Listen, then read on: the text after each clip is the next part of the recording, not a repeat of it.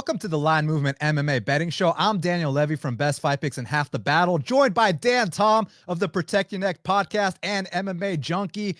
And, Dan, it's funny because 2 weeks ago, we were friends. Now we're sitting here as podcast hosts. And, man, we got something new and exciting for all the fans of MMA from the betting perspective, from the analysis, the whole bit. And I couldn't think of a better time for us to get started than right here, right now, during the Fight Island era. Dude, it's awesome to be here with Line Movement MMA, especially with familiar faces, particularly yours, Dan, and people that are familiar with us because we've podcasted before, we've been on each other's shows before, and now, as you can see here, folks, we're coming together for, I dare say, a super show, if you will, because like you said, Dan, we're going to be covering it all from betting, what's on the paper, what's off the paper, analyzing what's inside the cage, what's outside of the cage, even incorporating some interviews and other familiar faces from the MMA space, which I'm sure we'll be talking about and you'll be seeing really soon, folks. It's going to be a lot of fun. Got to give a shout out to our producer, Jordan, to everyone behind the scenes, Joe, Dan, James, everybody. Thank you all so much. And Dan, let's get down to business, man, because look, Fight Island, it's going down this Saturday. It's going down Wednesday. It's going down the following Saturday. I mean, Dana wasn't kidding when he said that he's got a private island. He's ready to go. And I couldn't think of a more fitting main event than Jorge Gamebred Masvidal versus Kamaru Usman for the UFC welterweight title, Dan. It's going to be fun. And, you said fitting, and you're right. I mean, if you look at kind of Gamebred, he always kind of has that Florida gangster appeal. And how gangster is it taking a fight on 6 days notice? Of course, we'll talk about that 6 days notice and how that can be deceptive as, yes, that's right, folks. You guessed it. Me and Dan are going to get real deep into these fights. But yeah, it's a gangster move. Absolutely. He's facing a gangster champion, though, in his own right when we're talking about dominance. Welterweights had some dominant champions. You know that, Mr. Levy. But Kamaru Usman is a dominant one to be going up against. That's for sure.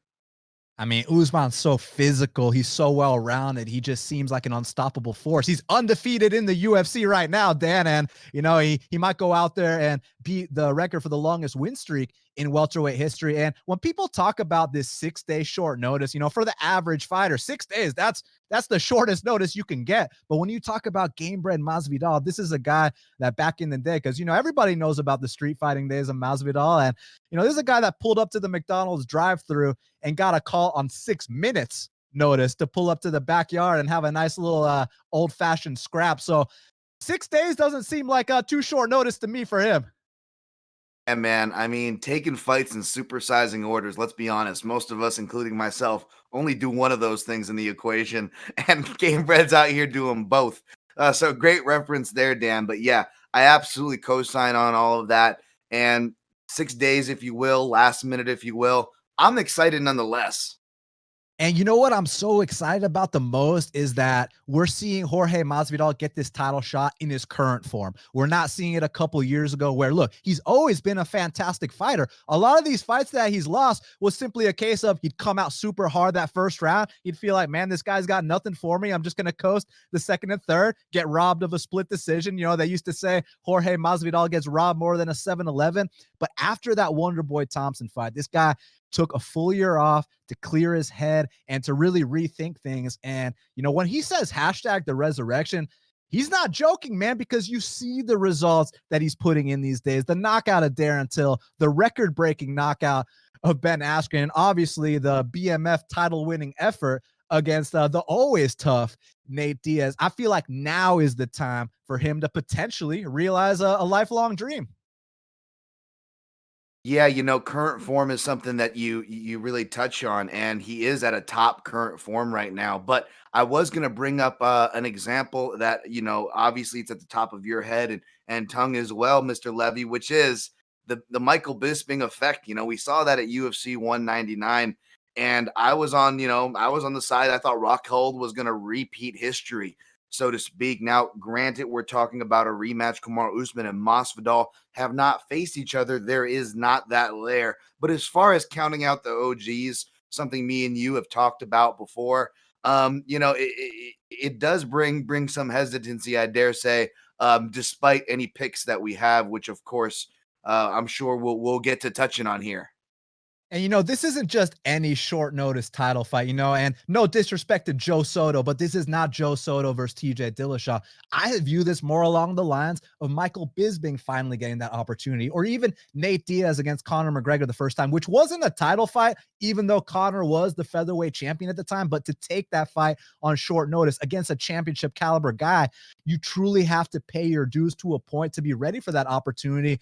And this is going to be a tall order, man, because Kamaru Usman is no slouch. I mean, when you talk about pressure, when you talk about pace, when you talk about unrelenting cardio, the conditioning, I mean, this is a guy that if you're not quite up to par in terms, if you haven't been running every single day and you're fighting a guy like Kamaru Usman, he's not just going to beat you, Dan. He's going to absolutely embarrass you.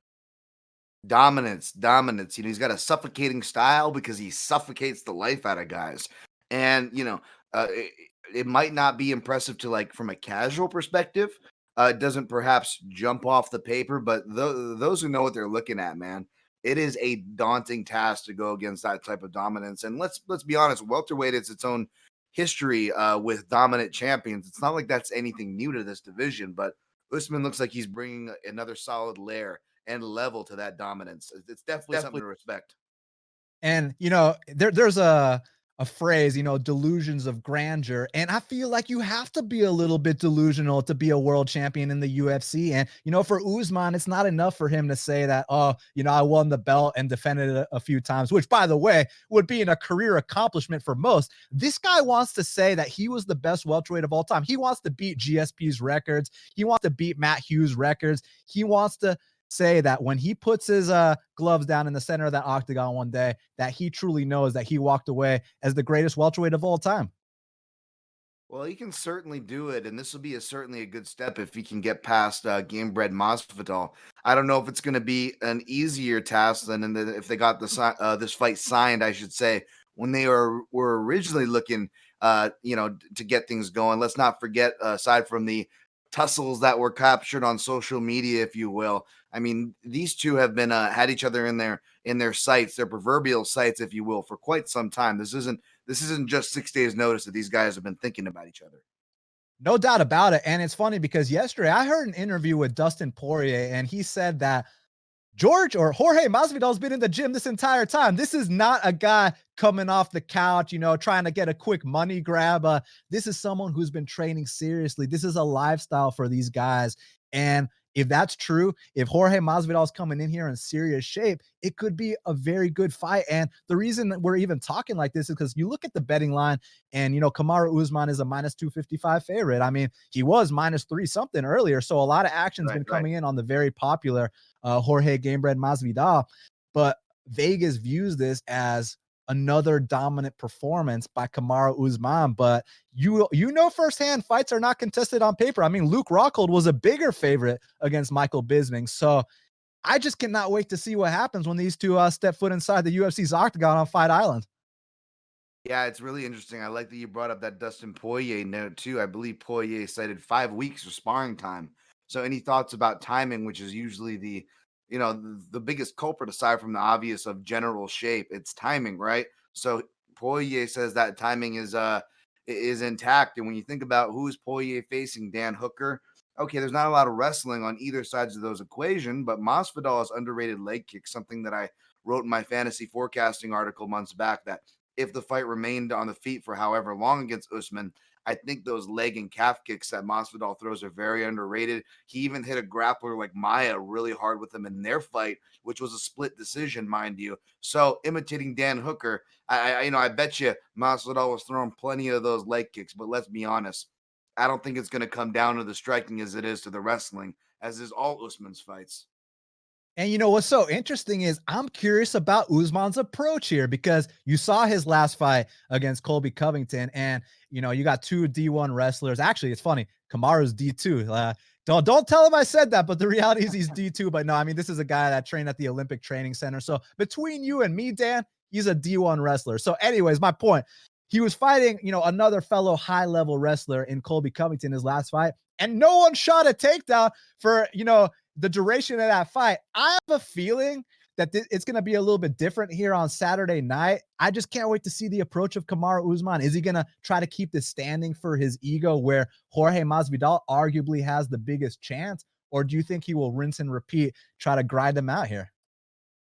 Yeah, and with George trying to keep it standing, you got to wonder, will it be helpful that now? Let's not forget, folks, we've been spoiled with the UFC Apex with that smaller cage, right? Whether you're a small cage believer or denier, the fact is there's going to be a lot more real estate for Masvidal to work with if you're looking for potential pathways as far as how George can keep it standing. But George, like I've always said in my breakdowns, he's got underrated wrestling. It's just the key word again, suffocating. It's that hip pressure. I spoke with guys like, shout out to the fight site, like Ed Gallo, about Usman's game, and he really suffocates guys against the fence. He makes high percentage choices. That being said, not only is Masvidal underrated at wrestling, he really is good at a theme we're going to see on this whole card, Dan, which is striking off of the break, striking in those small spaces.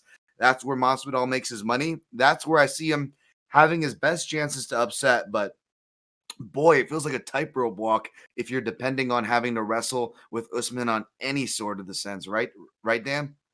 No, you're so right. And it's interesting because you bring up Masvidal's underrated wrestling. And, this is a guy that back in the day, you see YouTube videos of him and Colby Covington wrestling in their apartment. And Jorge Masvidal was able to go for like 45 minutes straight. But here's the thing, while he's stuffing takedowns, he's going to look fantastic. The place that I have the issue and that I have the concern is if Usman gets on top of him. That's what I'm wondering. Is Jorge going to be able to get back up in that scenario? That's going to be interesting. Masvidal's always been really savvy about creating scrambles. He's not necessarily a guard guy because you don't see him having to play guard. And I think you don't see him having to play guard for good reason. That being said, this might be the one fight where we have to see him working from guard variations, because if Usman goes to where a lot of us think he's going to go, he's going to be trying to pin and stuff install Masvidal for as long as he can. And although I'm going to say the unpopular opinion, speaking from a coach's perspective, as my catch wrestling coach used to say, stalling is a skill, especially against the better guys. To be able to shut stuff down is a skill. You might not like it, okay? It might not be appealing, but it is a skill. That being said, we've seen guys, like Curtis Blades, for example, kind of have to wrestle his way to a win. And even though, there are those of us who appreciate wrestling, whether it's the casual fans or, the UFC brass, they don't seem to appreciate that approach. So even if Usman's successful, does that still kind of hurt him in a certain sense, Dan? It's one of those situations where you got to look at it from two different perspectives. If I got money on Kamaru Usman, all I'm thinking is win this fight by any means necessary. I don't care if the crowd is booing, which by the way, there's no crowd this Saturday, but you know what I'm trying to say. It's just, when you talk about like a Curtis Blades situation, because I know he bored everyone to sleep the other night. I think Kamaru Usman's a better fighter than Curtis Blades. I think he's more well-rounded. I think that he's actually going to go out there and put on a good show. Now, here's my big question. If Kamaru Usman wants to test his standing, are we just under the assumption that he's going to get lit up, from the second the bell rings? Is it going to be back and forth competitive? Or is that actually a spot where like he might potentially get sparked for any prolonged period of time? That's the thing. It's always been really tough because seldom have we seen Usman hurt, right? Like you have to look at him coming off the tough show against Hader Hassan to see any semblance of him getting hurt. And even then, besides reacting to that, which he reacted and it paid off, he finished Hader Hassan shortly after that fight. But other than that, only against Emil Meek do you really even see this guy kind of come out of his shell emotionally. I thought that was going to happen in the Covington fight. That showed a lot that he was able to strike and not, get emotionally out of himself. That was big. And again, back to that original point, his durability and his freakish, build and chin. Seldom do we see this guy hurt, but in that Covington fight, we did see, some leg kick score, but more importantly, there were some, say what you will about Covington's complaints. He did hurt Usman to the body before that Mark Goddard stoppage. So you got to wonder, right? We see these guys with these incredible chins like a Jeremy Stevens. Granted, he got stopped by Cater recently, but we'll see him get stopped to the body. We'll see some guys that are really durable. They'll get stopped to the legs. The point is, everyone's human. Everyone has a weak spot, and I do wonder if Masvidal quietly will be working body and legs for as long as this fight is standing. Shouldn't go that way. And my last point on this is, Dan, it's interesting because with these wrestlers, and I know you've noticed this throughout your years of watching MMA, they're known for grinding people out, but once they taste what a knockout victory is like inside the UFC's octagon and that adrenaline that comes with knocking someone out, they start to fall in love with their hands, and then they start to test it in subsequent fights. And I mean, I know you remember when Gray Maynard dropped Frankie Edgar a million times, throughout the second and third fight they had. Then he goes out there, his next few fights, he's getting knocked out because he's not using his wrestling anymore. These guys get one knockout on their record, all of a sudden they think they're strikers. Kamaru Usman is coming off a knockout victory. Is that going to get to his head here, or is he going to play this one safe? If I'm a gambling man, I'm saying that he's playing it safe, Dan, but it's still a great point you bring up because it's true. It's a canary in the coal mine, for my own MMA theories that I talk about often, which is there's so many sample size of different weight classes, different eras of fighters.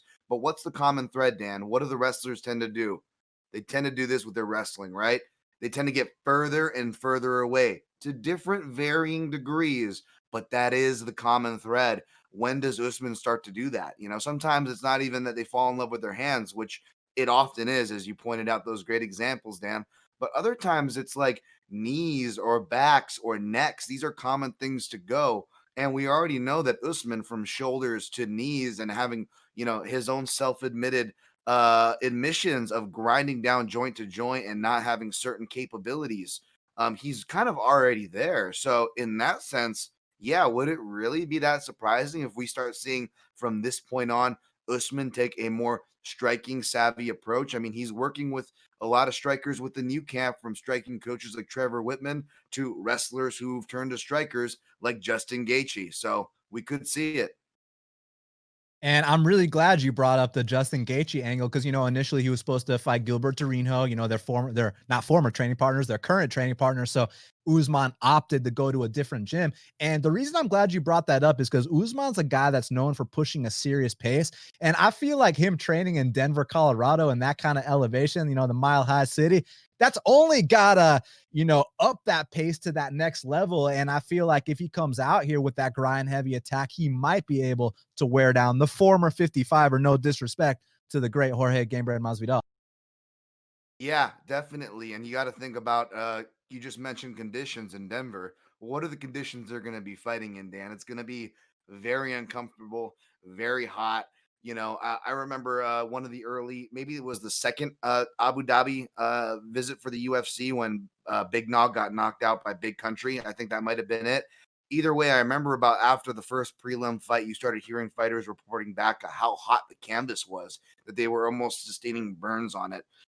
Whether I'm hearing that or whether I'm suspecting for history to repeat itself and we get a similar, almost kind of a hot surfaces in there, or uncomfortable sweat. Well, I want to be a wrestler and I want to be the person putting the person on the mat, making them work under duress in that environment. So when you think about the environment that the fights are going to be taking place in, it almost amplifies that point. So now the big question is, who's the side? Who's the pick? Who does Dan Tom have in the main event at UFC 251? Well, in the fantasy fight forecasting article I referenced, of course, I don't hold myself to the picks. A lot can happen. They're just fantasy picks, admittedly, but I did pick Jorge Masvidal. Not only did I pick Jorge Masvidal to upset, but I did it by submission, which is rare compared to both Usman being a good grappler. Why would you want to grapple with Usman, to Masvidal not really getting a lot of submissions, but he's very savvy from the front headlock. And although he should be using it to separate, if he can hurt Usman, I think Usman shoots, and that in turn opens up the darts that I called for in that article. However, this is happening in the real world under much different terms than I could have imagined back when I wrote that pre-pandemic article. And even though I think Masvidal is more game than he's leading on, Dan, I'm still going to pick Usman here by decision. I think Masvidal is more game than he leads on, but maybe just game enough to hold on in what should be more dominant as this fight wears on. Look, this is a fight where I don't want to be a betting man for this fight. I just want to be a fan for this fight because I want to root for Jorge Masvidal to go out there and accomplish that lifelong dream. Do what Michael Bisping did and get this knockout and get that belt. So as a fan, I'm rooting for Jorge Gamebred Masvidal, and I really hope he accomplishes this dream. But the pure pick is Kamaru Usman for the reasons we mentioned. He's the more physical guy. He's the guy that had the full training camp here. And I think Vegas favored him for good reason here. So these kind of matchups, look, again, if you're going to fight, and we say like a man, if you're going to fight Jorge Gamebred Masvidal, like a man, if you're going to stand toe to toe with Gamebred Masvidal and fight with your ego, chances are you're getting knocked out.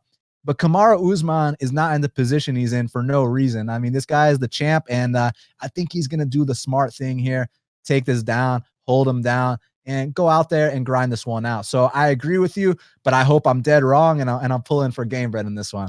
But Dan, go ahead, Dan. One thing you say, I completely agree with you too, as far as I'll be rooting. And this is definitely a fight you'd rather watch as a fan. But this line arguably could be higher, Dan. And like you said at the top, it keeps dropping. Right now, it's minus 255 Usman. If the line keeps dropping to under minus 250 range for Usman, do you still hold your stance on staying away from this one, or what's the line got to be before you touch it? Well, I know a lot of sharps who are more than happy with the current line. I know a lot of sharps who would play it at a worse line. It's just, I'll be honest with you, I got other investments in this card that I'm more confident in, and this is one of those fights where, yeah, everything points to Usman winning. It seems like it's a no-brainer, but like when literally everyone is telling me it's a no-brainer, that's where I get the red flags because, big Vegas casinos weren't built with everyone being on the same side. So I'm just going to sit back and enjoy it, man. But yeah, I mean, obviously I lean Usman and I'm rooting for Masvidal. And you don't have to invest in every single fight. You know what I mean? There's 12 options on this card to pick from. So, well, 24 if you include every fighter, but 12 matchups. So I think there's better options, but some people will disagree with me. Some people will go out there and max bet Usman in this spot, saying that this is a once in a lifetime monetary opportunity. So I can't wait to find out if that's really the case on Saturday night, Dan. The co-main event of the evening, the rematch. Alexander Volkanovski is putting his belt on the line against the former champion, Max Blessed Holloway. And man, this is a great fight. And, this is a situation where I'll be honest with you, I bet Volkanovski the first time at plus 165 dog odds, but now we're looking at minus 2 something. So, he's the favorite here. But honestly, for good reason, man. I feel like this is a situation where we can look at the historical context that long reigning champions do not often come back to win their belts. And that's just facts, man. I mean, the ones I can think of were all like circumstantial. Like, for example, like Jose Aldo, when he lost to Conor McGregor. Now, I know officially he got his belt back, but he didn't get his belt back in a fight. He got his belt gifted to him. And then he had that Frankie Edgar fight. That's counted as a defense. Now it's time to fight Max Holloway. He lost twice in a row. So I know officially Jose Aldo, was one of the long reigning champions that got his belt back. But I'm talking about, actually winning it back in the fight. Like Joanna Jędrzejczyk, when she got knocked out by Rose and, comes back, can't get it back. And there's so many more examples. Weidman, we could go on forever. So Max Holloway is in an interesting situation because I feel like the way he was talking when he was coming up, I mean, this is a guy that, we go back to the, we say delusions of grandeur, but it's almost like dreams of grandeur. This is a guy that his goal was to clear out the entire division. He had a goal of, he wanted to take a picture similar to DJ with all the belts, and he wanted to clear out his entire division and make no argument that, hey, I'm not only the best featherweight currently, but I'm the best featherweight of all time. And he would outwork these guys with that serious volume. And you start to slow down on a guy like Max Holloway, and he will tee off on you in a way where guys don't come back the same. 2018, he fought Brian Ortega. Have you seen Brian Ortega since? You understand what I'm saying? Has Ricardo Lamas ever been the same since? These guys do not come back the same when Max Holloway has his way with them. The thing is that Volkanovski has, the skill set to exceed Max Holloway's biggest strength, which is output. You look at the numbers in the first fight and you get a 5-round sample size. He goes out there and he outlands Max Holloway over a 5-round duration. That's something that you don't often see. And I think another thing that's really underrated about the champion Volkanovski, I truly believe, Dan, that he has the best feinting game in the entire UFC, maybe even the history of the sport. And I know people are going to find that controversial. You know, if you find that controversial, maybe give me an example of someone that's got a better feinting game, because I don't think you can.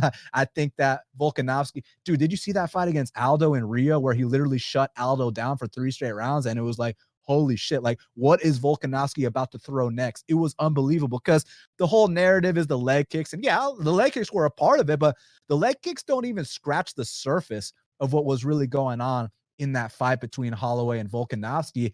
And I feel like Holloway is one of these guys that you hit him with your hardest shot, and he looks at you like you're stupid. He looks at you like, did you really just hit me with that? You think that's gonna do anything to me? You think that's gonna phase me? And then he'll tee off on you with a 10 punch combination. You know what I mean? So, but against Volkanovski, he wasn't able to do that. He's biting on the feints, and when Holloway is exchanging up high, that's when Volkanovski can end a combination with the leg kicks. And, you know, when Holloway's trying to go to the body, that's when Volkanovski's going up top. And, you know, what's interesting is with these rematches, man, these title rematches, or even not title rematches, even like a 5-round war like Shogun versus Hendo, then they come back the next fight, it ends inside the distance. These fights tend to go differently in the rematch. You look at Cowboy Cerrone versus Benson Henderson. First time 5-round war. Second time Benson finishes him in the first round. You look at Cerrone, you look at Pettis versus Benson.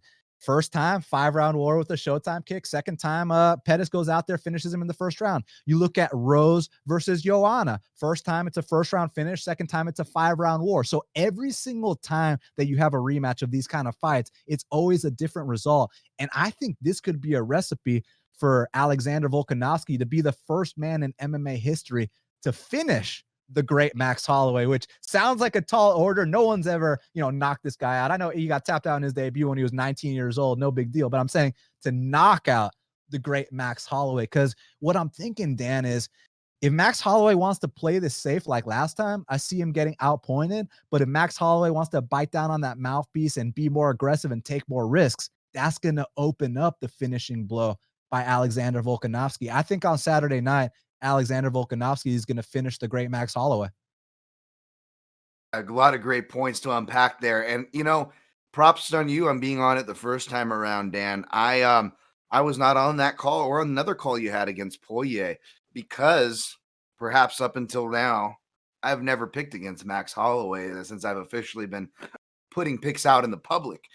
That being said, that all changes this Saturday. I've already recorded my prediction video, which hasn't hit public yet, so you guys are going to hear it here first. But yeah, I got Max Holloway as well, and I wouldn't be surprised.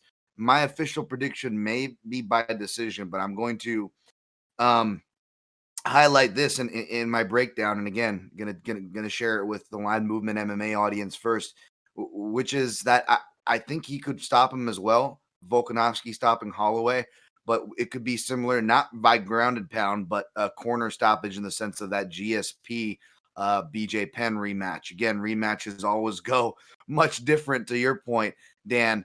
And I could totally see that here for a lot of the reasons. And yeah, it was beautiful. Like I said, I already have my opinion and submitted my take for this fight. But it's so interesting that I'm still, even this morning when I was making my morning smoothie, I'm popping on Volkanovski and Holloway. I'm still watching it, Dan, because I'm still learning stuff. It's that much of an amazing fight. You know, we heard, you know, the touch pull return with TJ Dillashaw, Dwayne Ludwig, you know, touch, get them to counter and come back. Max Holloway corner, they go through a similar process. They want to be first. They want Max to be first, and they want him to be third. The problem was, and you touched on it, Dan, by saying it wasn't just the leg kicks, but the leg kicks were killing Max Holloway's ability to be first. Max Holloway, of course, especially if you read my breakdowns, I refer to him as an archetype, like a builder, but he can't build if you take away the foundation. Now, Poirier took away the foundation with hard check hook counters and counter crosses. How did Volkanovski take away the foundation from the builder?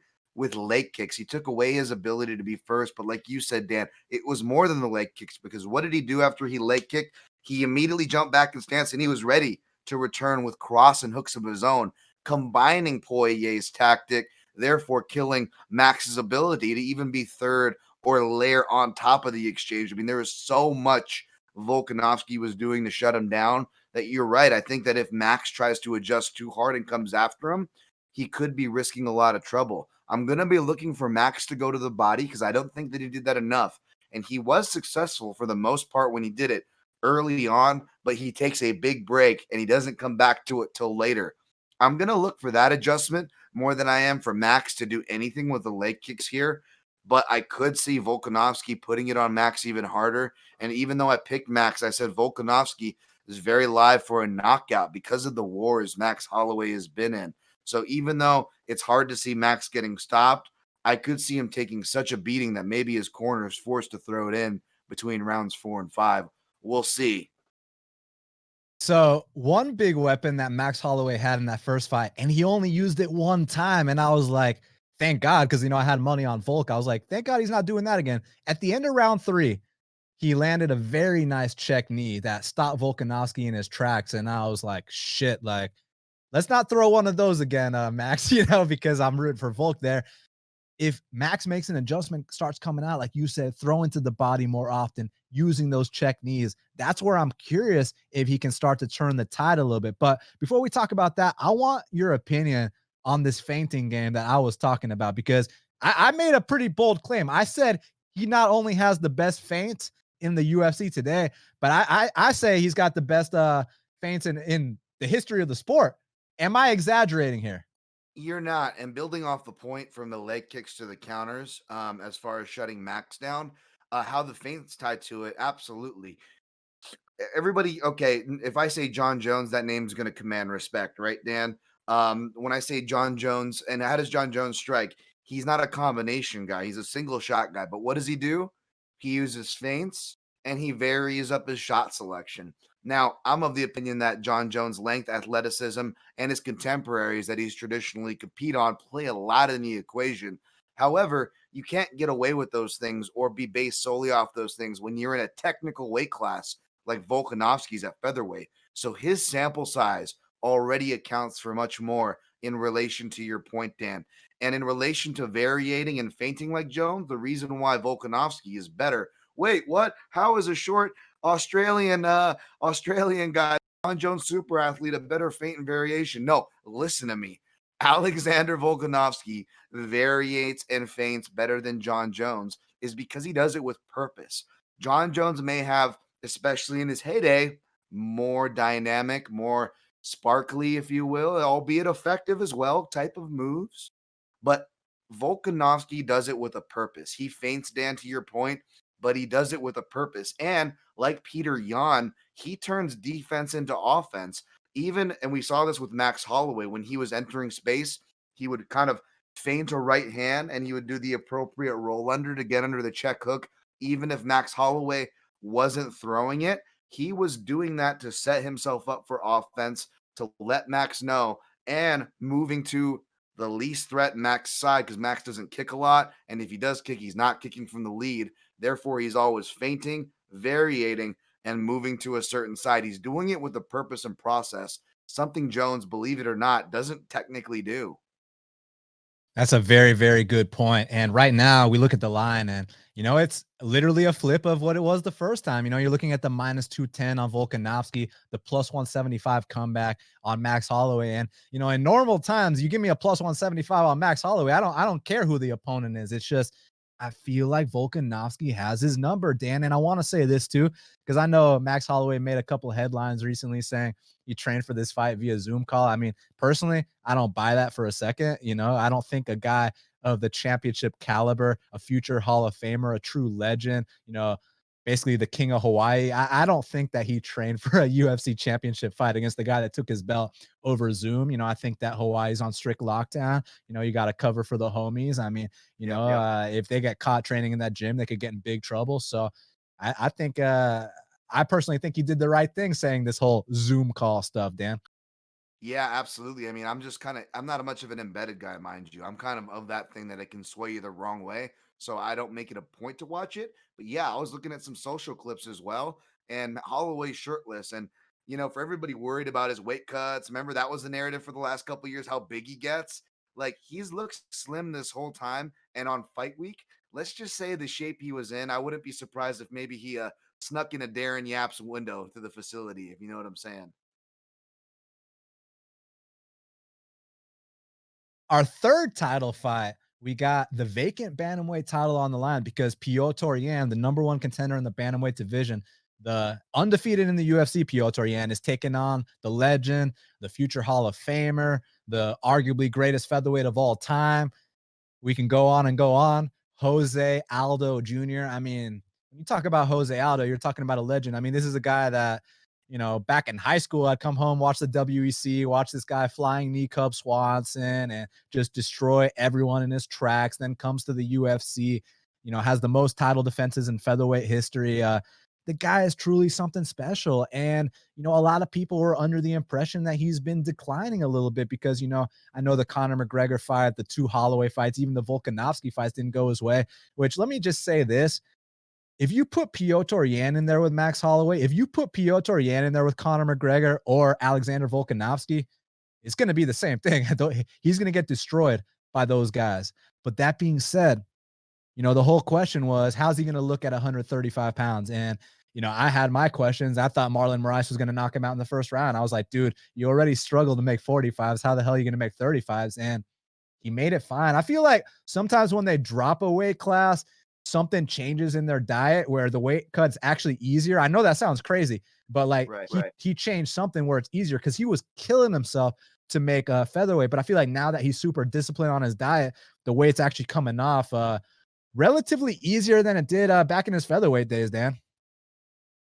I've heard that too, and I've heard that from actual, Brazilians who have covered him for what that's worth.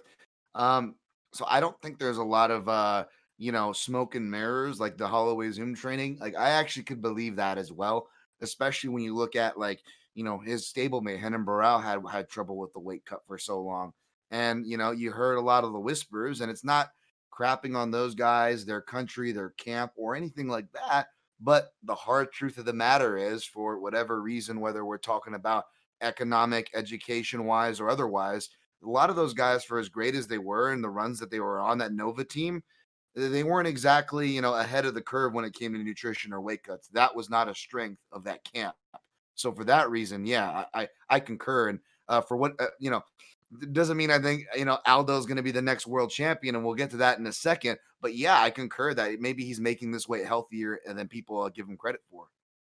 Yeah, no doubt about it. And it's funny because a lot of guys, in Brazil these days, you see them moving to the States, they want to train at ATT. They want to go, where, they want to do what the trend is. And Jose Aldo's not one of those guys. Jose Aldo is such a prideful man. And, for a lot of people, they're like, dude, just swallow your pride, learn English, and, fucking come to the States and train. And firstly, Jose Aldo speaks perfect English, just so you know, but Yeah. he won't speak English in his interviews. And it's like a pride thing. Like this guy is such a prideful Brazilian that I respect it, man. He is himself. But as far as this matchup is concerned, let's break it down because look, Piotr Yan, you watch that fight with Uriah Faber, and people are like, "Oh, he got a title shot because he beat Faber." It's like, guys, relax. Why don't we look at his whole body of work? Why don't we look at how he handled Faber? Why don't we look at the fact that in the first 2 minutes of that fight, he didn't throw a single strike, and he had Faber biting on every single feint. He embarrassed Faber before he even threw a strike, Dan. And then when he finally did throw the strikes, I mean, dropping him with front kicks, doing the whole bit, landing takedowns. I mean, Piotr Yan is serious. There's a reason that he's fighting for the title shot. People were saying Corey Sandhagen should be the guy or Aljamain Sterling, and Aljamain Sterling earned his shot. But I feel like Piotr Yan was clear cut the number one guy this entire time. And with Jose Aldo, so we were talking about how, I thought, oh yeah, he's going to get knocked out by Marlon Moraes. This guy should not be cutting the 135. Well, he goes in there at 135. He looked rejuvenated, man. He looked unbelievable. Like, I don't care who you score that fight for. To me, the judge's decision is irrelevant here. To me, it's the performance. It's how he looked. And then you put it in perspective. How would he have looked if there were 2 extra rounds? Because I know, historically speaking, the biggest criticism on Aldo has been that he kind of slows down in those later rounds. And this is nothing new, Dan. This is dating back to his UFC debut versus Mark Hominick. I know you remember Mark Hominick in that 5th round when he was on top landing those shots, right? So this has been an ongoing thing. So the reason I bring that up is because in the Marlon Moraes fight, it seemed to me like he was fresh enough to go another 2 rounds. However, Piotr Yan is going to push that pace and put the pressure on him, which might make him work more, which might make those old problems resurface that he used to have. So that's what's so intriguing to me about this fight. And also in the early going, because of Piotr Yan's style of being in your face bell to bell,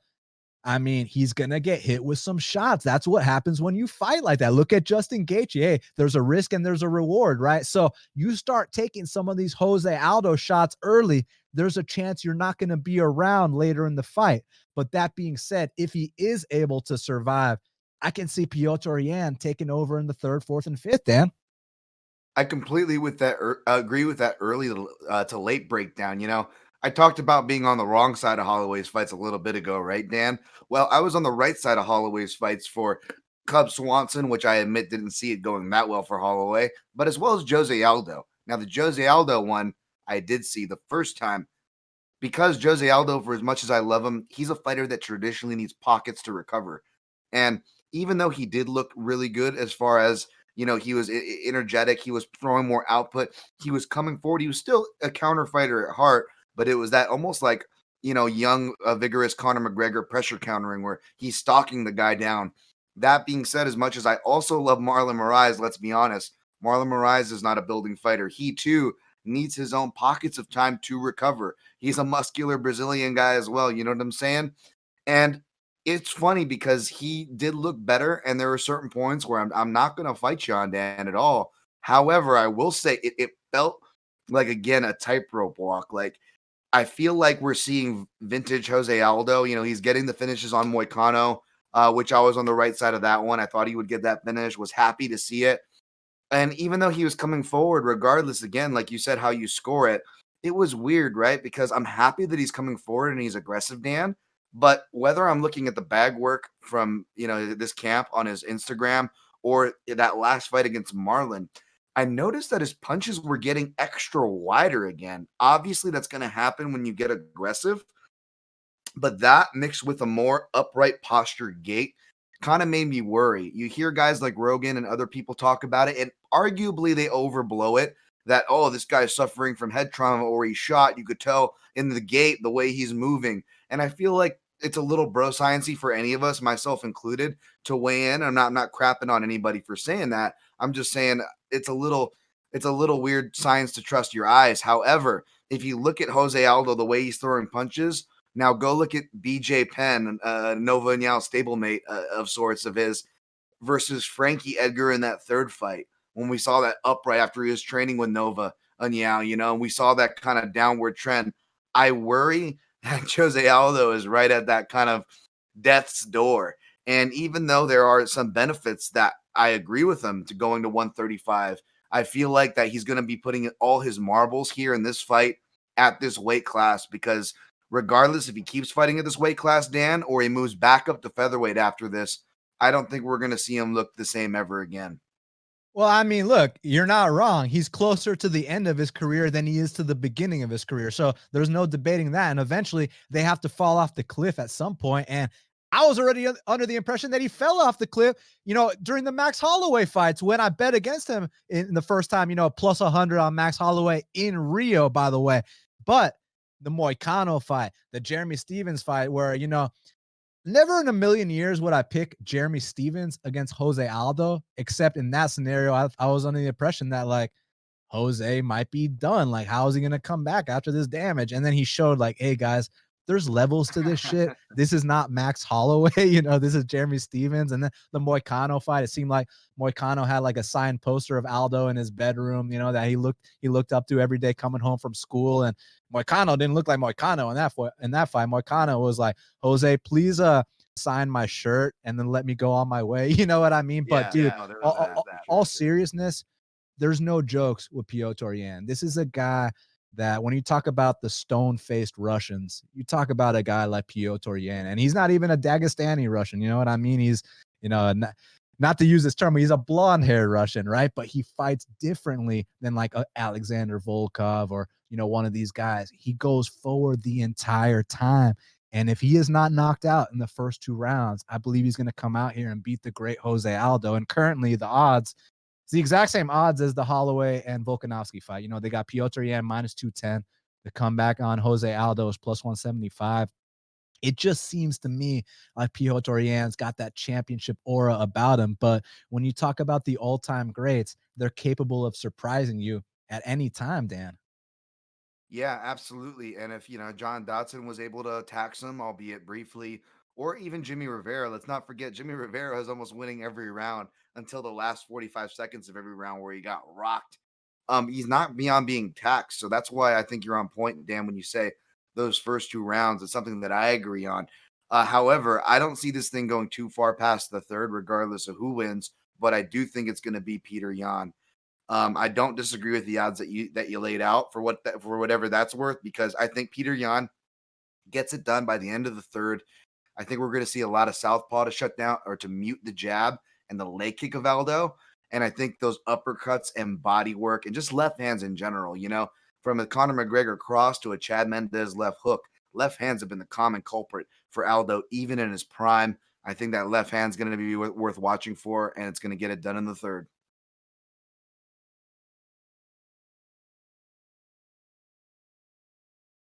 If you guys like what you're hearing, make sure you send us a note, comment down below, or hit us up at line_movement on Twitter. Hit us up personally at Best Fight Picks, at Dan Tom MMA. And Dan, let's get right back down to business, man, because look, the rematch between Jessica Andrade and Rose Namajunas. And there's a lot to talk about here, man, because I want to talk about the betting perspective first. This is a situation where the first time they fought, and I know it was in Brazil, but the first time they fought, Jessica Andrade was a minus 120 favorite. She goes out there and knocks out Rose Namajunas in under 1.5 rounds.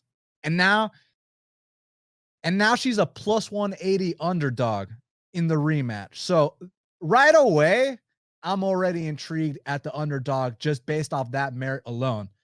However, we must discuss what happened in that first round against Rose Namajunas. And, obviously Rose was picking her apart. Rose was getting off on some strikes. There's no doubt about it.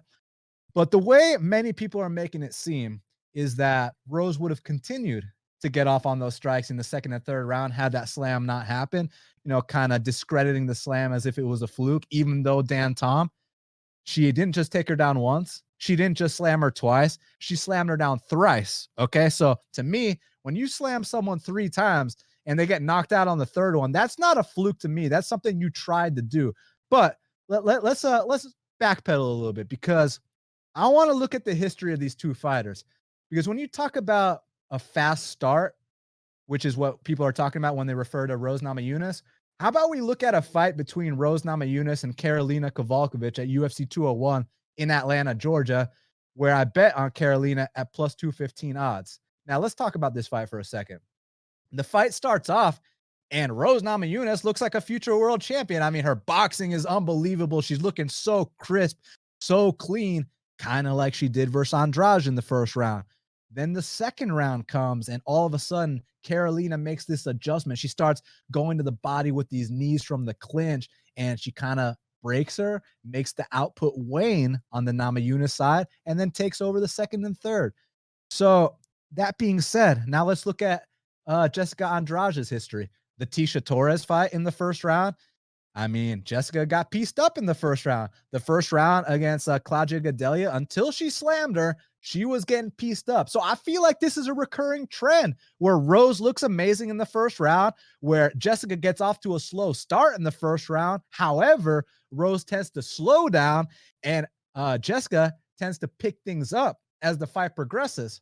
But the one big wrench I want to throw in here, is there a possibility that Jessica Andrade's chin is finally cracked? Is it finally at that point where, like, no more, she cannot take anymore? Because the subsequent fight after the Rose Namajunas battle, she got knocked out in under a minute by Weili Zhang. Now, I know Weili is one of the hardest hitters in that division, and I would say she hits harder than Rose Namajunas. Rose only has one career knockout under her belt against, Joanna Jędrzejczyk, and I'm not going to use the weight cut excuse. I'm not going to say Joanna's chinny.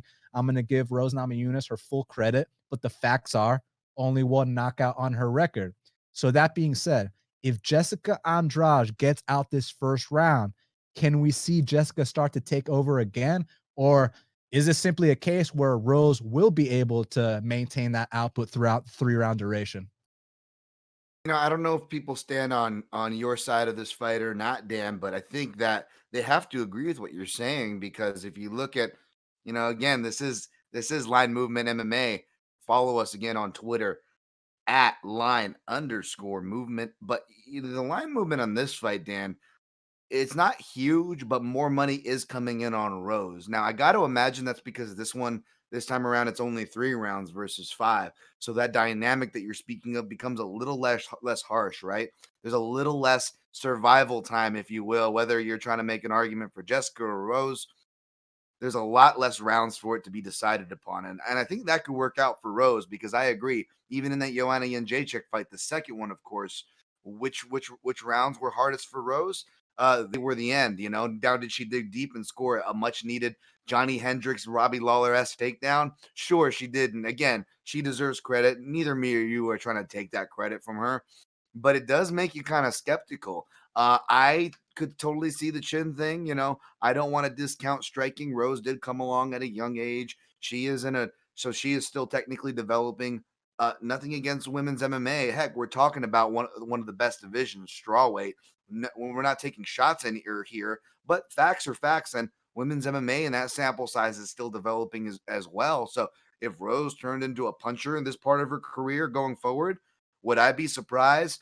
No. However, I think the striking as it pertains to this matchup, Dan, mainly is going to benefit Rose from a round winning perspective if she can keep that distance and keep that pace that you alluded to. However, even though I'm going to tip my hand and reluctantly side with Rose here, I feel like if anybody gets a finish, it will be Rose, but it'd be more likely for it to be by submission. We've seen Andrade have these slip-ups before with her jiu-jitsu.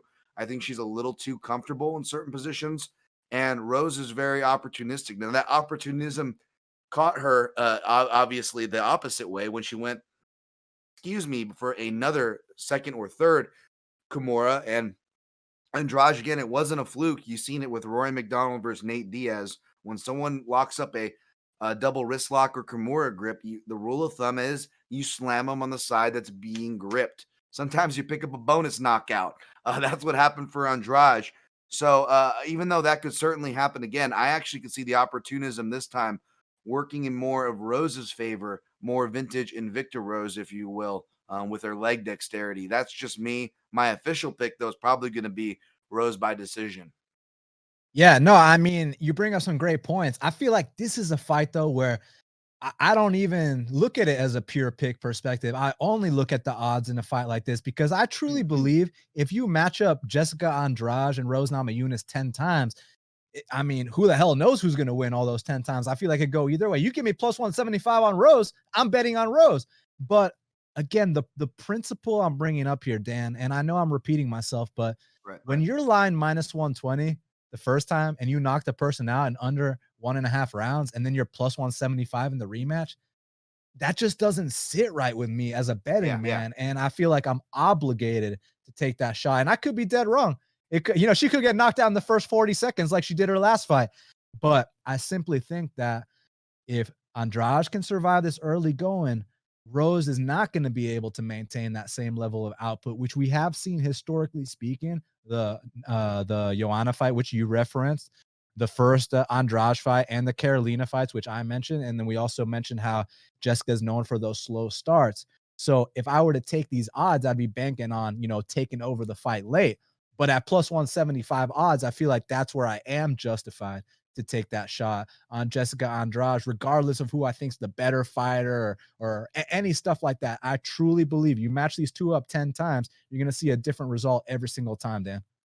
This is the perfect fight on the perfect podcast, I dare say, as far as talking about the difference here, an example of the betting perspective and the analyst perspective, right? And I completely co-sign with everything from you saying from a betting perspective, because even though my pick, which if you didn't get, folks, was a reluctant one, I can tell you that any of the betting slips I'll be turning in this week or this weekend, none of them are going to say Namajunas on it, even though that's my pick, if that makes any sense. It makes perfect sense. And what I'm really intrigued by, we talked about the betting odds, we talked about the stylistic matchup. Let's talk about the psychology of these two, because Rose Namajunas, a lot of people, or not just a lot of people, how about Rose herself, has, come forth and mentioned that, there have been some mental things here and there. And she even retired after her fight with Jessica Andrade, saying that, she just wants to live a normal life again, that being a champ was too much pressure on her. And you will see champs from time to time, long reigning champs especially, it's almost like a relief off their shoulders when they lose that belt. And it's crazy to hear that from Rose, who only defended the belt one time, and she was feeling that kind of pressure, whereas like Anderson Silva defended it 10 times, and when he lost to Weidman, he was like, you know what, now I can hang out with my family, right, and not have to worry about who the next damn challenger is. So with Rose, she had enough of that belt early on. So what I'm getting at here, Dan, is what's the psychology like? Because with Rose, her last fight was the Andrade fight. She retired that night, So not only is she dealing with all the emotions and the feelings associated with retirement, but she's also going against the girl that slam KO'd her, dropped her on her head, knocked her unconscious. So she's got to go to bed every night thinking like, I know what this girl's done to me before in the past. What else could happen? But on the Andrade side, she was the champion. She won that belt in Brazil. And her fight with Wiley Zhang, it wasn't like they had this spirited battle and Wiley edged it out. You're the new champ. No, no, no. It was Andrade tried to go forward like she always does. One check left hook, a couple knees, a couple elbows. The fight was over shortly after. It was a destruction, the kind of destruction that makes you wonder, where's Jessica Andrade's mindset at? Is she questioning herself? Is she feeling like, man, maybe I can't go forward recklessly anymore? Which going forward recklessly is what got her to the belt, Dan. It's what got her in the position she's in. So is she feeling at all like, now I got to try something new? Which, Dan, when fighters at this level start coming out trying new things, and I'm not talking about adding to your arsenal or adding to your skill set. What I'm talking about is fighting uncharacteristic and not being true to yourself. That's what I'm referring to. So the psychology of both fighters has me so intrigued in this spot, Dan. Well, you said off the top of the show, you almost need this. I don't know if arrogance the right word, or even the word you use, but you almost need that high sense of yourself, right? And I can tell you from what we've seen from that camp, who this is the same camp that has Priscilla Cachoeira. And I've also interviewed the coach and Andrade as well, up close and personal. And I can tell you that their belief in themselves and their fighters and each other is very strong. It's a very strong bond, for better or worse. And I don't think there's going to be any mental hangups for Andrade. For Rose, though, is a different story. Like you said, she admitted it herself. And I, of course, love to root for fighters who can be open and admit things and overcome these vulnerabilities. But regardless of your opinion on that, here's the tricky thing, Dan, is that, I can say that Rose seems like in a good mental place heading into this fight. That's my honest take. And maybe it made me feel a little bit better as far as like making Rose my official pick. Again, I'm not running into the betting window, but she's my official pick. That being said, Rose looked like she was almost distraught when Joanna Jędrzejczyk was talking crap before her and their first fight. And what happened? She knocked Jędrzejczyk out. You know what I'm saying? So this whole thing that like Rose needs to be in a good mental place to win, I think that's dangerous too, because we've seen her lose when she's in a good mental place, and we've seen her win when she's not in a good mental place. So I don't know how much credit to, there is to the mental side of things for this fight. And one last thing I want to bring up is that Rose actually didn't do this fight in the Denver elevation with, Coach Trevor Whitman. She actually went down to Minnesota with Coach Nelson. And no disrespect to Coach Nelson, he's amazing too. But what I'm trying to say here is that if you want to maintain that pace for all 3 rounds, I feel like that Denver altitude, that elevation is going to aid you in being properly conditioned. Not that she's not. I'm not implying that at all, Dan. I'm just saying someone who's known for slowing down, I want every advantage and edge I can get. And I'm not convinced that, leaving Colorado was the right move here. Good point. Great point there. Yes.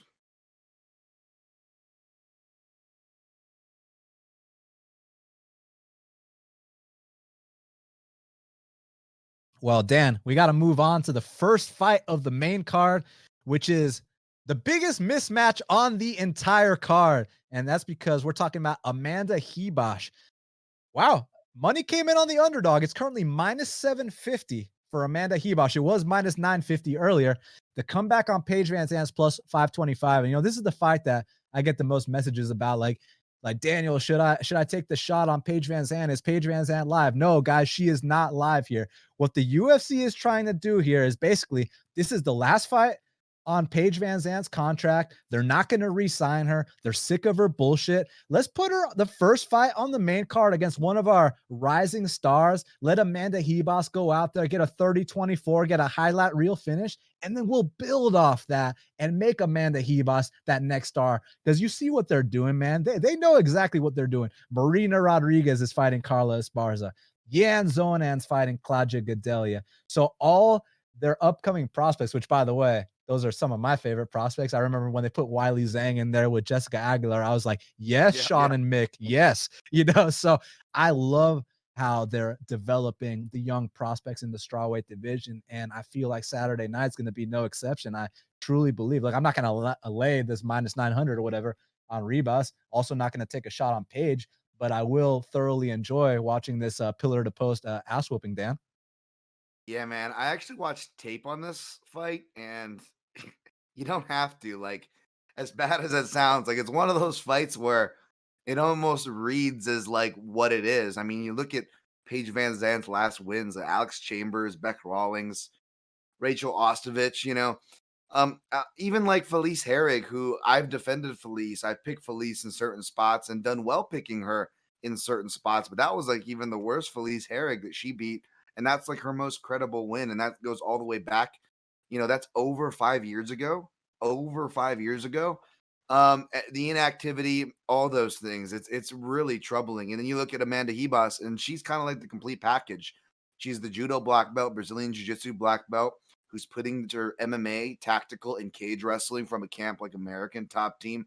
Strong female, one of the strongest female stables, I would say, right, Dan, in any of the super camps or small camps, even for that matter. And we're seeing what she's able to do with her countering, her aggression, her pressuring footwork against the cage, where, Paige will kind of already hang out outside the cage. Like, I can't think of any scenario that bodes really well for Paige, except if Hebos goes completely AFK and detaches herself from the steering wheel, gets caught by something. And the likelihood of that occurring is very, very low. So I guess before we move on to the prelims, because, man, this main card is so damn stacked, I want to know, where does Amanda Hebos rack up or stack up to the other great prospects in that division? Because like I mentioned, Yan Zonan, Marina Rodriguez, and I know Wiley Zhang's the champ, but she won the belt off like 4 UFC fights. To me, she's still a prospect, and she has the belt around her waist with one title defense, right? So I'm so high on all these girls. I guess what the point I'm making is I feel like any of these ladies could be champion. I feel like Yan Zonan could be champion. I feel like Marina Rodriguez could be champion. Are we looking at a potential future world champion here with Amanda Hebos? I think she's right on the tail end of some of those names. She's right there neck and neck with Marina Rodriguez, a name like that, and Yan Jiaonan, who I know both me and you, Dan, have had an eye on her for a while. Not quite at the level, obviously, as even a Joanna Jędrzejczyk or Wei Li Zhang, but a matchup that I would love to see is Tatiana Suarez if she was healthy. I think that would be a fantastic matchup for Amanda Hebos. When you look at how their grappling savvy matches up, that's my fantasy matchup. But yeah, I'd say she stacks up right there. She's right. She's right entering that Marina Rodriguez Yan Jiaonan part, and she probably could announce herself with this fight.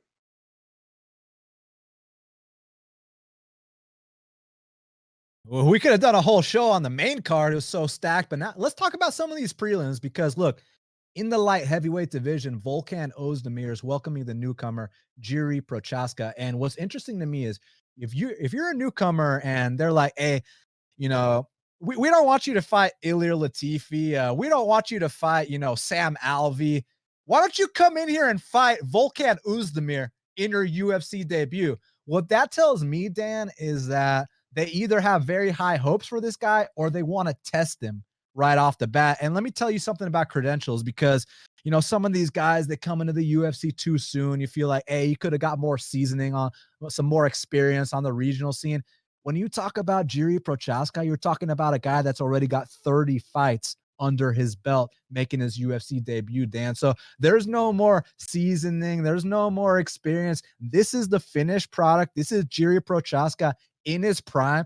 And he's gone out there. He's beat a lot of UFC vets by knockout. Now, a lot of people will say, he beat a bunch of washed up fighters. Now, while they are correct, the reason that I'm not going to hold that against him is because if Jiri Prochaska was some kind of, I don't like to use this word, but if he was what they consider to be a bum, well, that would imply that he was going to split decision with all these, washed up fighters he was fighting. But that wasn't the case at all, Dan. He was going out there and handling them accordingly, which means he was knocking them out unconscious in the first round.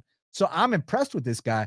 And to take it a step further, Dan, you look at his loss to King Mo back in 2015, half a decade ago, and you look at it on paper, you just wiki cap his record. Oh my God, he lost to King Mo in the first round. This guy, how's he going to hang in the UFC? But you watch the fight and it's like he was teeing off on King Mo to a point where it was like it was so easy for the guy that he made a rookie mistake. He charged in looking for the finish with his chin up in the air. He got countered with a shot. He got knocked out. Listen, when you have 30 pro fights, there's a chance you're going to get knocked out at least once, right? So I don't hold that against him. Not to mention the reason I know it was a fluke is because they rematched and he ran through him again. So I don't view that as a fluke. Now, another point I want to make, everyone says everybody's fought is washed up, and 90% of that is true. However, I don't think Vadim Nemkov is a washed up fighter at all.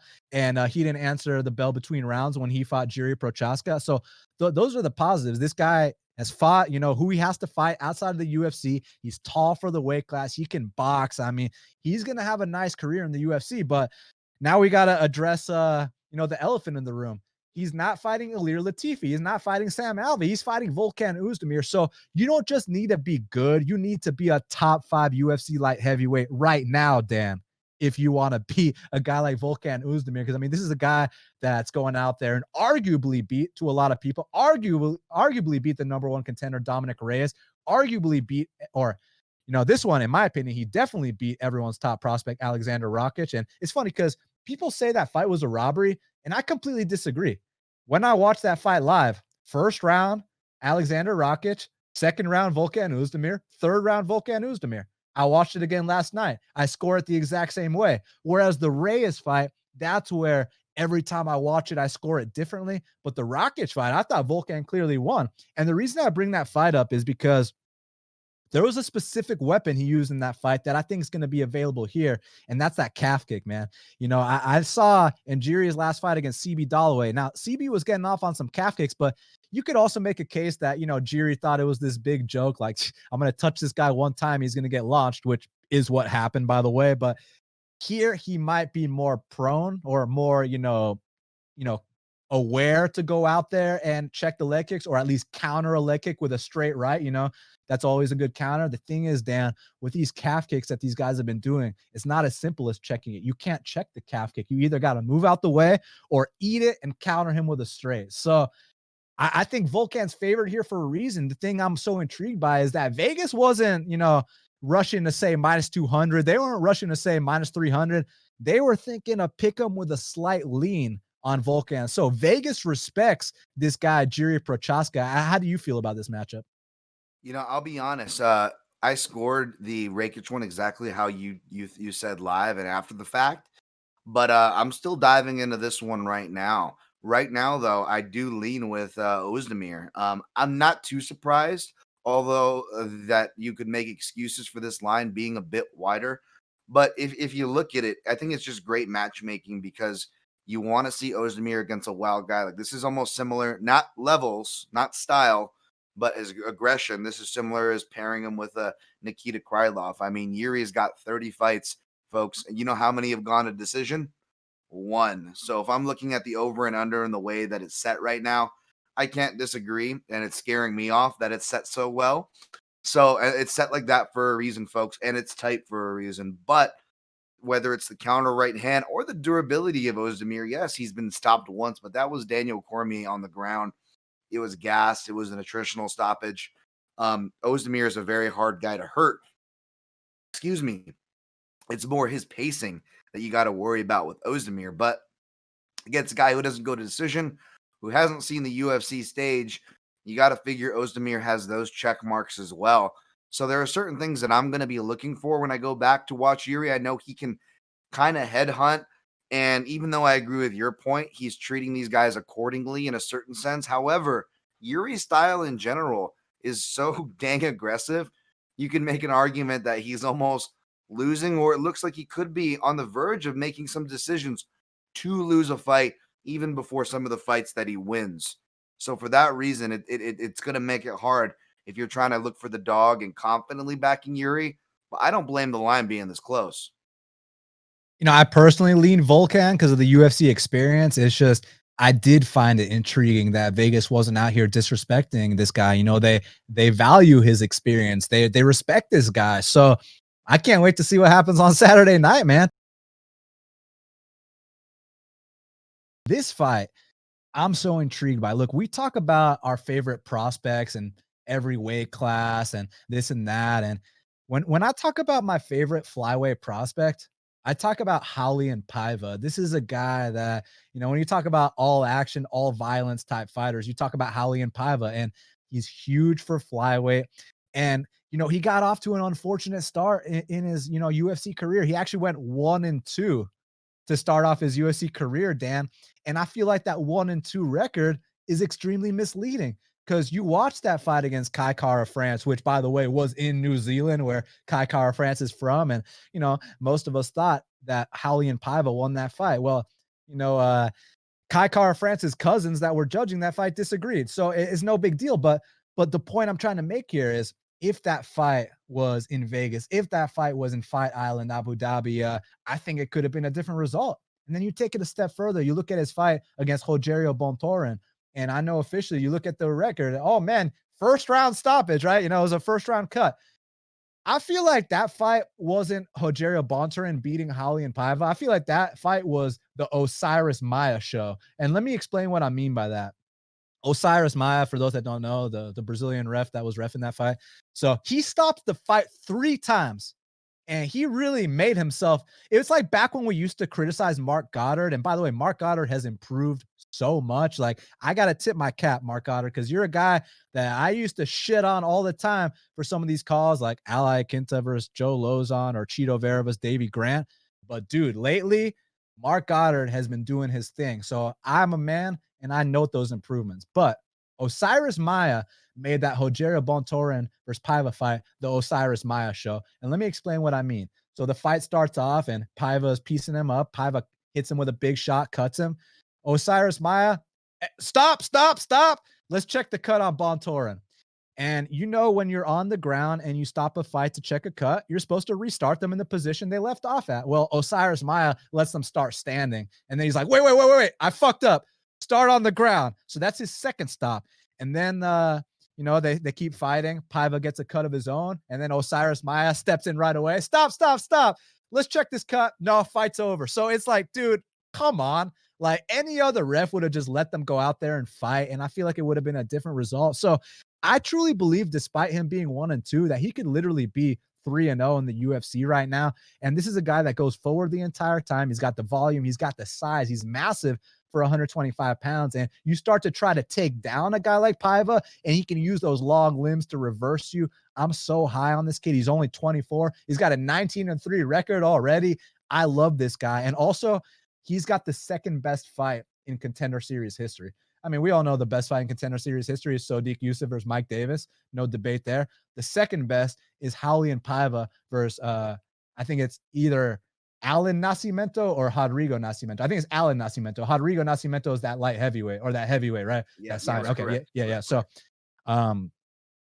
Alan Nascimento versus Raulian Paiva. You guys got to fucking see this fight. They went back and forth the entire time. And that's when I got exposed to the guy. I was like, dude, he is serious. I'm going to take those plus 220 odds on Raulian Paiva against Kai Kara France. And, I'm not bitter about that. I felt like I won that fight. So now it's a case where, we cashed on him against Mark De La Rosa, easy work. But here against Zuma Gulov, look, if Zuma Gulov's name was John Smith, I feel like Raulian Paiva would be a minus 300 favorite here. It's just that when you have the OV as the last 2 letters of your last name, there's certain kind of rub that comes with that. And this guy isn't even Russian. He's from Kazakhstan. Nope.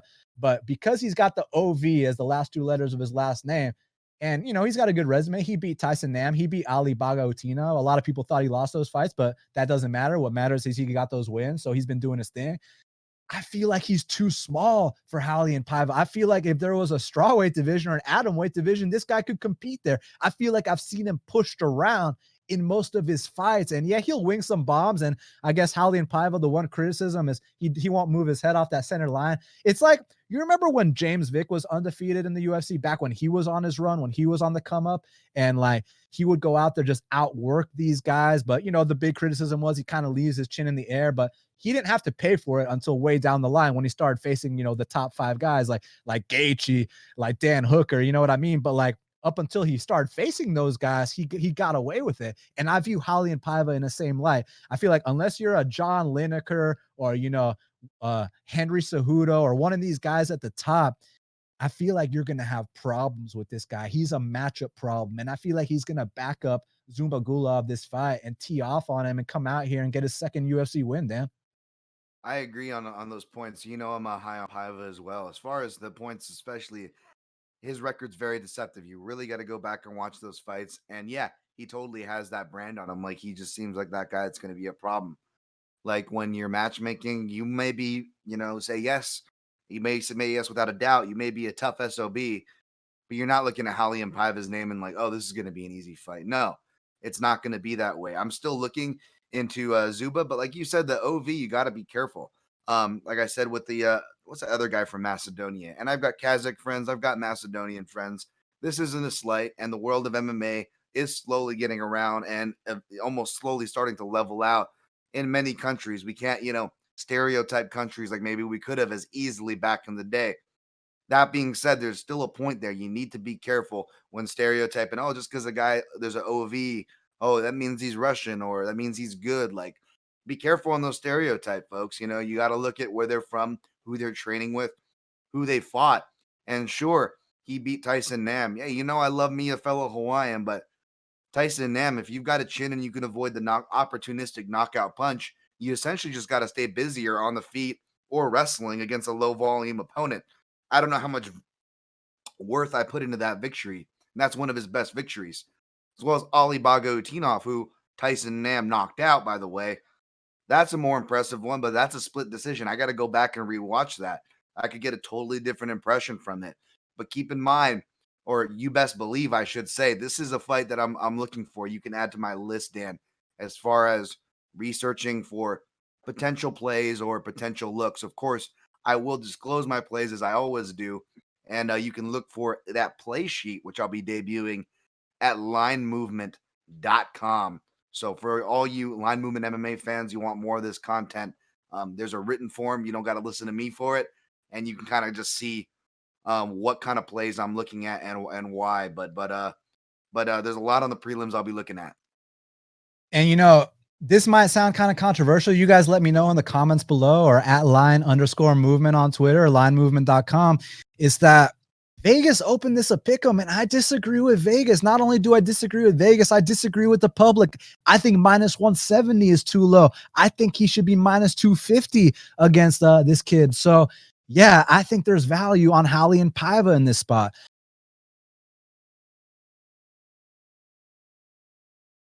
Let's move on to the featherweight division because Makwan Amirkhani is taking on Danny Henry. And this fight's kind of cut and dry for me, man. I feel like it's a situation where Makwan Amirkhani is going to be dominant with his grappling. However, is he going to have the cardio dump or not? Because I view Danny Henry as a comeback guy. He's very long for the weight class. And, you know, he can be put away early. He can also put people away early, as you saw in the Duwadu fight, which I still think if they rematch, it would go down differently, but that's besides the point. But I feel like Danny Henry's path to victory here is if he's able to survive this early going, which Makwan brings a serious grappling storm. I just feel like you got to be a certain level to weather that storm. I feel like you got to be a Shane Burgos, you got to be an Arnold Allen, and I do not view Danny Henry on that level. But the one thing I got to say is I'm not going to lay no -210 on Makwan Amirkhani. I'll tell you that much.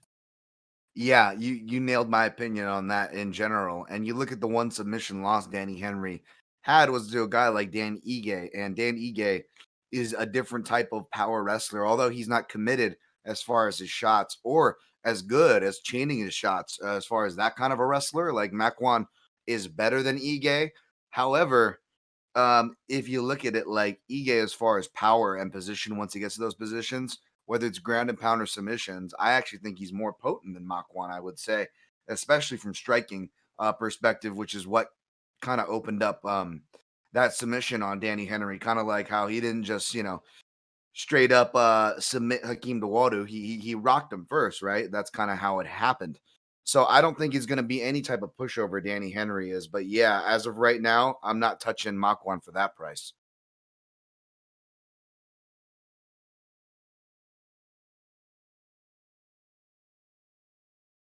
And last but not least, because Dan Tom, I'm not going to let you leave this breakdown without talking about Eliza Zaleski versus Muslim Salikov. Man, unbelievable fight, right? And there's a lot of different ways to approach a fight like this. I'm thinking from Zaleski's perspective, let's go ahead, take this guy down, take his back, and choke him out.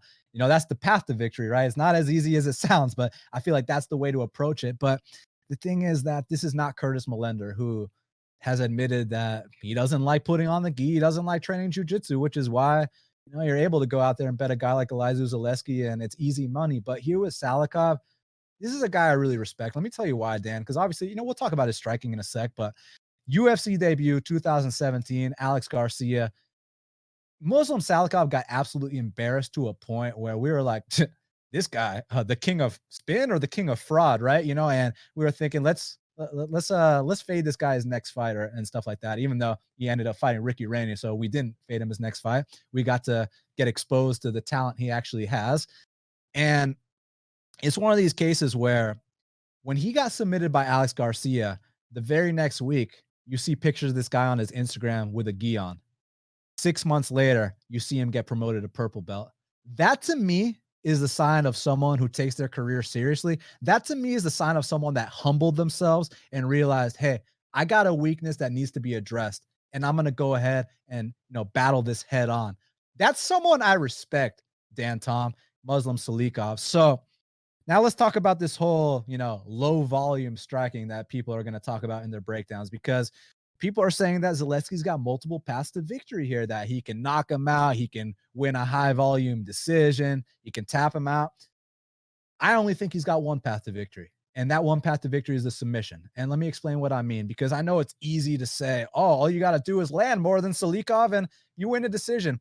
I feel like saying that Zaleski is going to win a volume-based striking decision is one of the most tone-deaf arguments, because that implies that all of Salikov's shots are not affecting Zaleski, which I just do not see being the case at all. If you watch Zaleski's last two fights against Li Jingliang and Kunchenko, who, let's be honest here, are not as fast, are not as accurate as Muslim Salikov, these guys were giving him fits on the feet. I truly believe that if Eliza Zaleski stands up with Muslim Salikov for any extended period of time, he will be rocked, he will be dropped, he will be knocked out.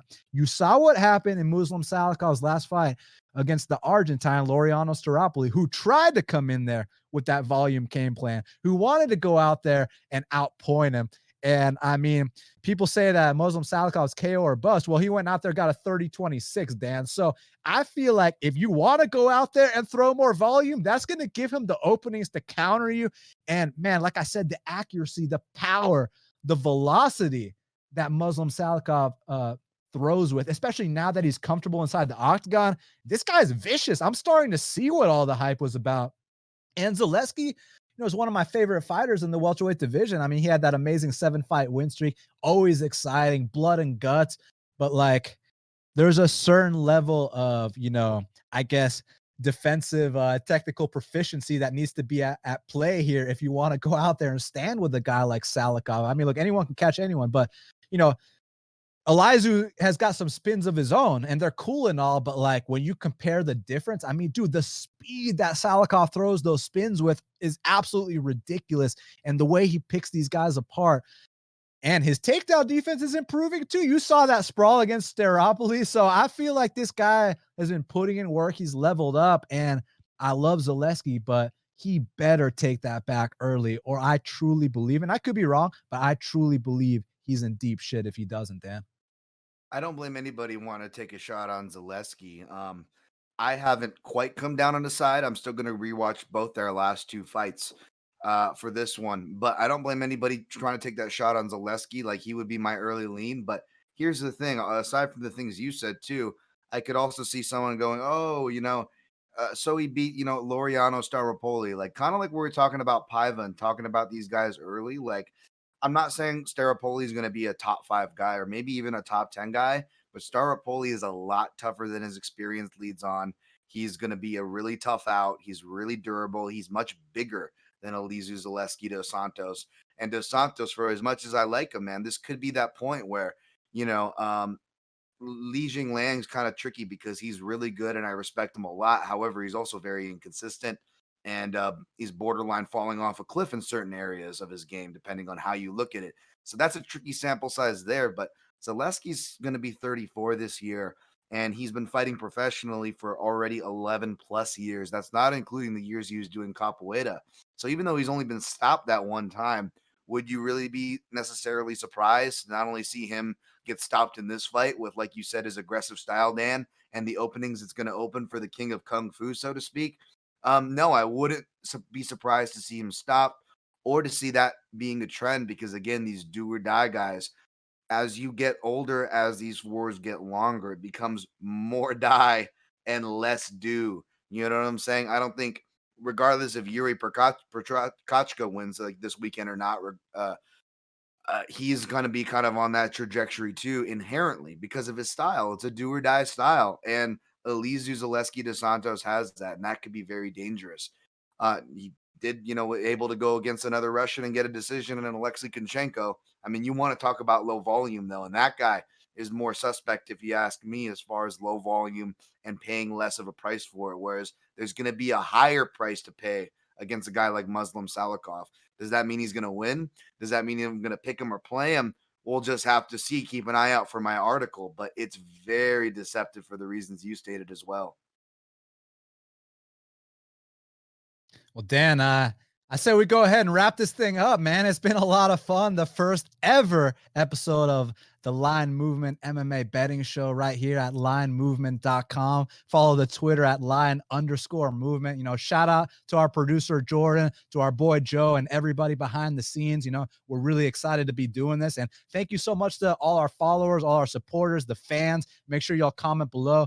Tell us everything you want to tell us, your picks, your predictions, your criticisms, anything you want. We're down to speak with y'all, to listen to y'all. So thank y'all very, very much. Make sure you follow Dan at Dan Tom MMA. Make sure you follow me at Best Fight Picks. Thank you all so much for the support. Make sure you stay safe out there and enjoy the fights.